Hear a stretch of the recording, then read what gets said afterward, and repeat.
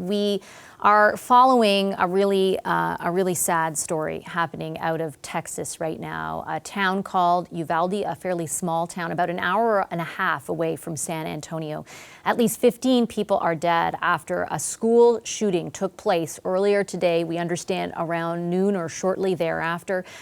It took place at an elementary school. 14 of the 15 people who were killed are school-age children between the grades of 2 and 4. The 15th person is a teacher. All that information confirmed by the governor of that state, Greg Abbott, who also confirmed the shooter in this incident. An 18-year-old man was shot and killed, or was killed rather, by responding officers. The governor also says there are 2 officers who were injured in the shooting, though their injuries are not said to be life-threatening. There's a whole lot we don't know at this point as well. First of all, the motivation, what type of gun was used, whether it was legally or illegally obtained. The governor also spoke about the shooter shooting his own grandmother before entering the school. We don't know the circumstances around that, though, or any more details. Like I said, motivation is still a very big question mark. However, at least 15 people we can confirm have been shot and killed at that elementary school.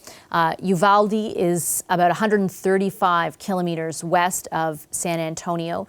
My understanding is that U.S. President Joe Biden, on his return from a trip to Asia, was briefed, I think on Air Force One, about the situation.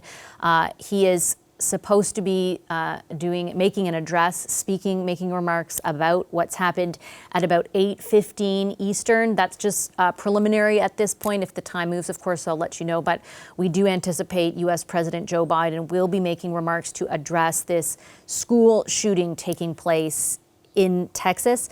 We do have some remarks just coming into our newsroom from police. Like I said, we're waiting for a live press conference for more details, more robust details and confirmation of what took place. But right now we do have some preliminary comments from police, and I'd like to play them for you. I'm going to make a statement, and at this point we won't take any questions. We will give you a time when we'll be addressing the media soon. At approximately 11:32 a.m. this morning, there was a mass casualty incident at Robb Elementary School in Uvalde, Texas. The school has children that are in 2nd, 3rd, and 4th grade. I can confirm right now that we have several injuries, adults and students, and we do have some deaths. The suspect is deceased at this point. DPS is assisting with the investigation. And at this point, the investigation is leading to tell us that the suspect did act alone during this heinous crime. Families are being notified, and we are providing services to them as the district should. As far as the rest of the district is concerned, safety measures were taken to make sure that we had a safe release for the rest of the district throughout our city of Uvalde. And we had numerous law enforcement officers and agencies that assisted with the safety release for those students. We do want to keep all their families in their prayers. I hope you do as well. And we also want to respect the privacy of the family. Everything is still being worked on. And again, we'll notify the parents and the families as soon as we have some news for them. Thank you so much. That's an early update from police in Uvalde on the shooting that took place there, as according to police at 11:32 this morning.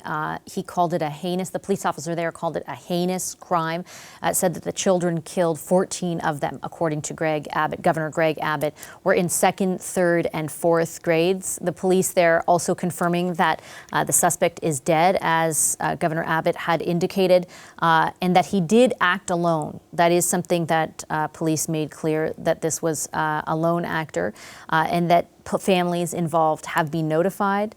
He also spoke about safety measures being in place for the safe release of other kids, because of course the school, my understanding is Robb Elementary, has an enrollment of just under 600 kids who would have been in school then. Their last day of school for the school year was actually supposed to be Thursday. Once again, 14 kids killed in a mass casualty event, as police termed it, a heinous crime in Texas. They were in grades 2, 3, and 4. A 15th person is dead as well, according to Governor Greg Abbott. a teacher in that case. I want to bring in CBC's Sarah Galash, and she's on our breaking news desk this hour. Hi, Sarah.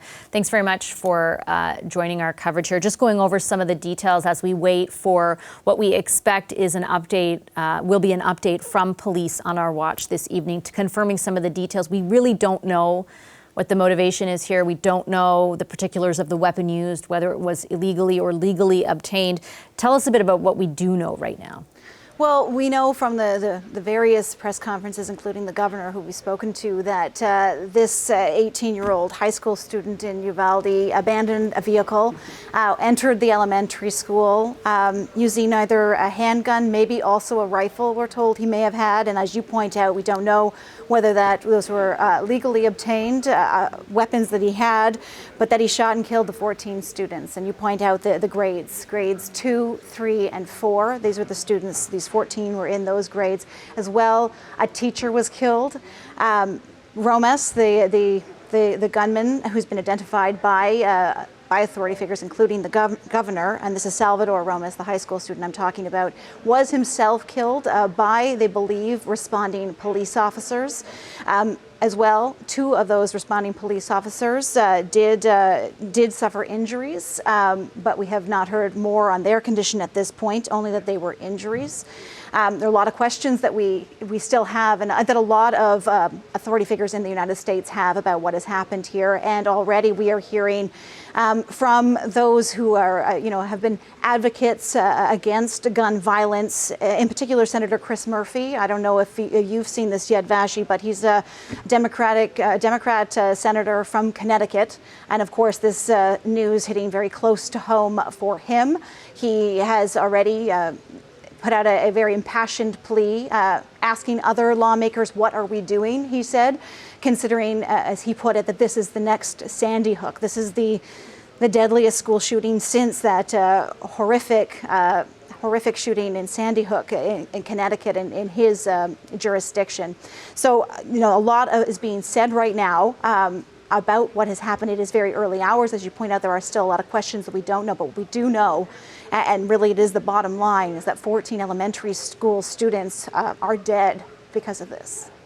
Okay, thanks so much, Sarah. I really appreciate it. And Sarah will be sticking with us throughout the program. Sarah Galash, and there on our breaking news desk. As you heard Sarah mention, the Associated Press is saying that this shooting is the deadliest one at a U.S. grade school since the shocking attack at Sandy Hook Elementary in Newton, Connecticut. That was almost a decade ago. I know most of you watching will remember that very clearly. John Woodcox is a reporter at the Washington Post. He authored the 2021 Pulitzer finalist book, Children Under Fire, An American Crisis. The book investigates the effectiveness of gun safety reforms as well as efforts to manage children's trauma in the wake of neighborhood and school shootings.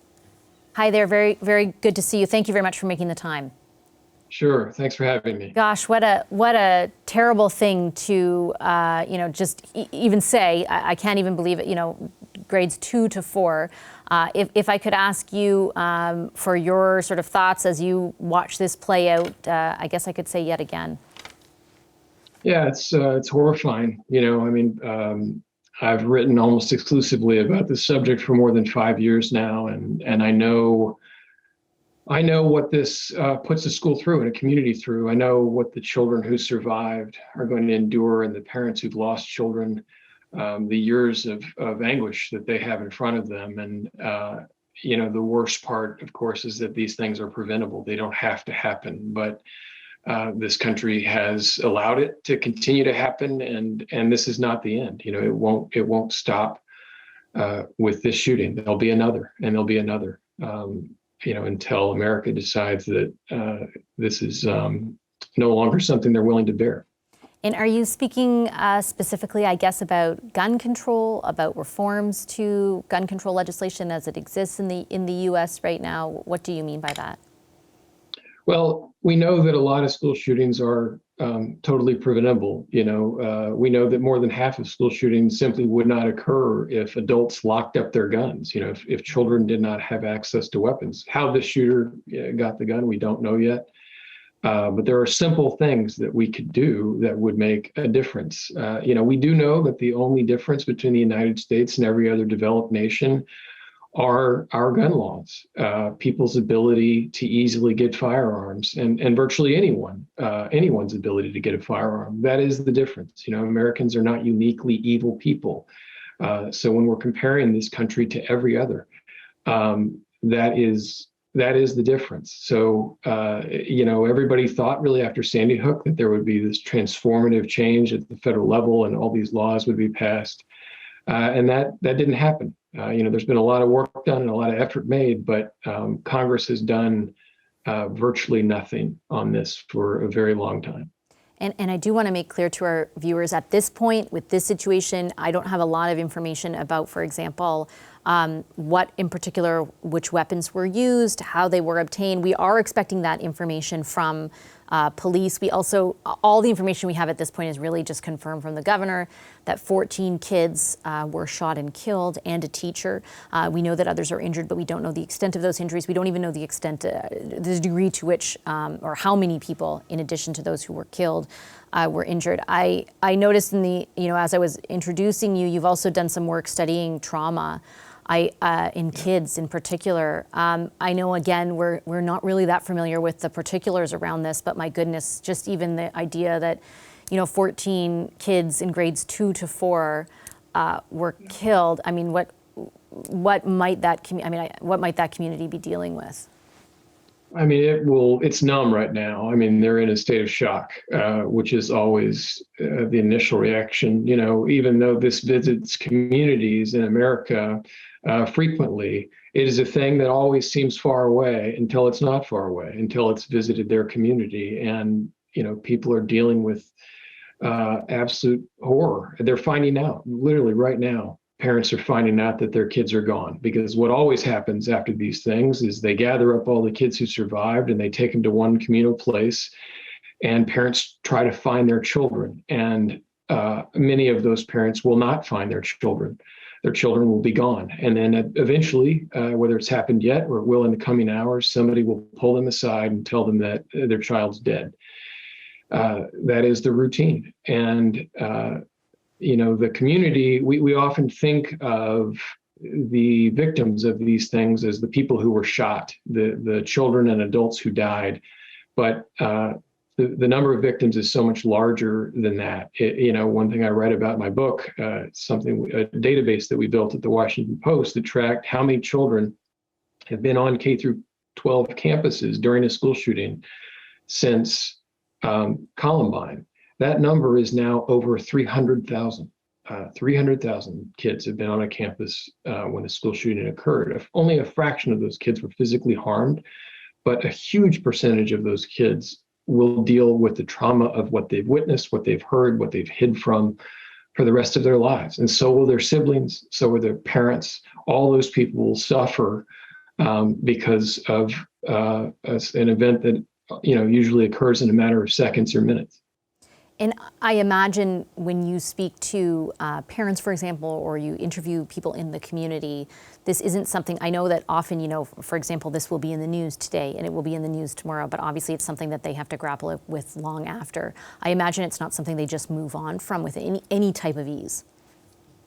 Yeah, no, never. I mean, this will linger with them forever. I'm still close to parents who lost children in the Sandy Hook attack. That was 10 years ago, it was a decade ago. And they live with that loss every day, every single day. They are reminded about what they lost. And that will be true for these families until they're gone. They'll never get over it. And that community won't ever get over it. The first responders who had to walk through that school and see that horror, they won't ever get over it. The number of victims from just this shooting in this small Texas town will measure in the thousands. And, the other thing that happens is every time there is another shooting, everybody who's already lived through one, they live through it again. They go through it all over again. So, it is a perpetual traumatization that occurs. And when you talk about the total hesitancy of Congress to actually effect change that would act to prevent something like this from happening. I guess lots of us on this side of the border kind of watch this unfold and think like, how can these images, how can this type of event with young kids not compel but obviously it doesn't. Is there what would you attribute to the inertia? So, I tell people this all the time. Americans broadly are not divided on the need for gun safety reform. Over 90% of Americans routinely universal background checks. There are all sorts of other sort of what's called common sense regulations that are overwhelmingly supported by everyday Americans, including most gun owners.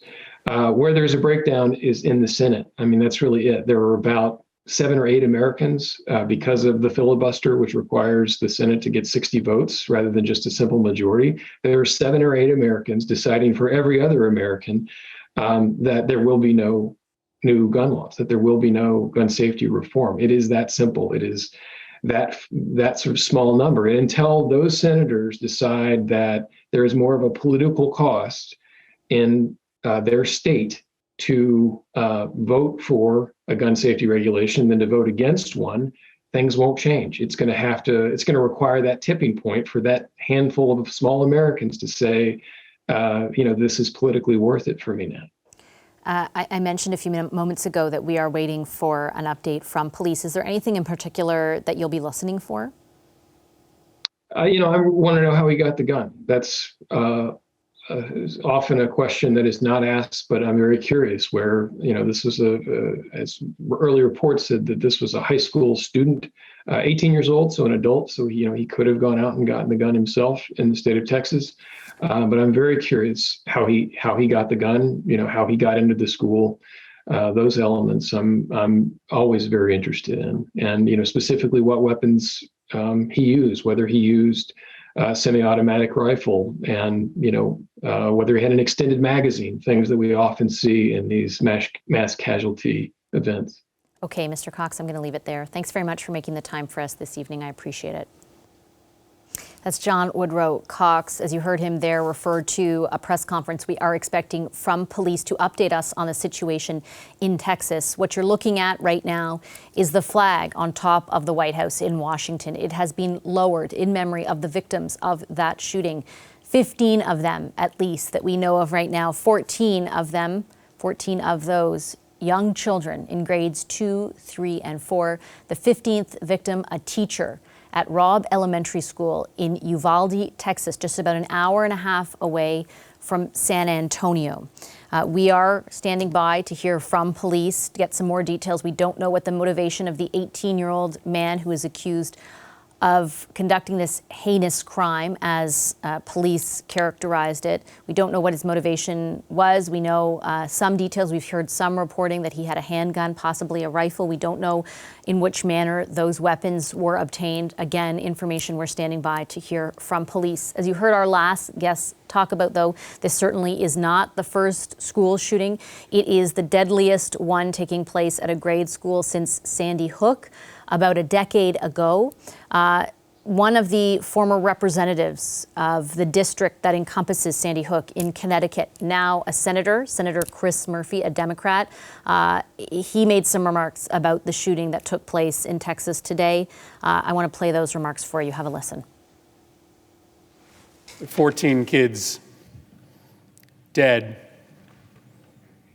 in an elementary school in Texas right now.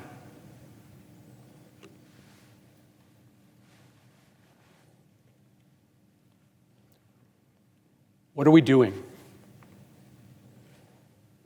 What are we doing? Just days after a shooter walked into a grocery store to gun down African American patrons, we have another Sandy Hook on our hands. What are we doing? There have been more mass shootings than days in the year. Our kids are living in fear every single time they set foot in a classroom because they think they're going to be next. What are we doing? Why do you spend all this time running for the United States Senate? Why do you go through all the hassle of getting this job, of putting yourself in a position of authority, if your answer is that as this slaughter increases, as our kids run for their lives, we do nothing? What are we doing? Why are you here? if not to solve a problem as existential as this? This isn't inevitable. These kids weren't unlucky. This only happens in this country and nowhere else. Nowhere else do little kids go to school thinking that they might be shot that day. Nowhere else do parents have to talk to their kids, as I have had to do, about why they got locked into a bathroom and told to be quiet for 5 minutes just in case a bad man entered that building. Nowhere else does that happen except here in the United States of America, and it is a choice. It is our choice to let it continue. What are we doing? That's U.S. Senator Chris Murphy. He was a representative. He's now a senator in Connecticut. He was a representative of the district that encompassed Sandy Hook, the elementary school where another school shooting took place about a decade ago.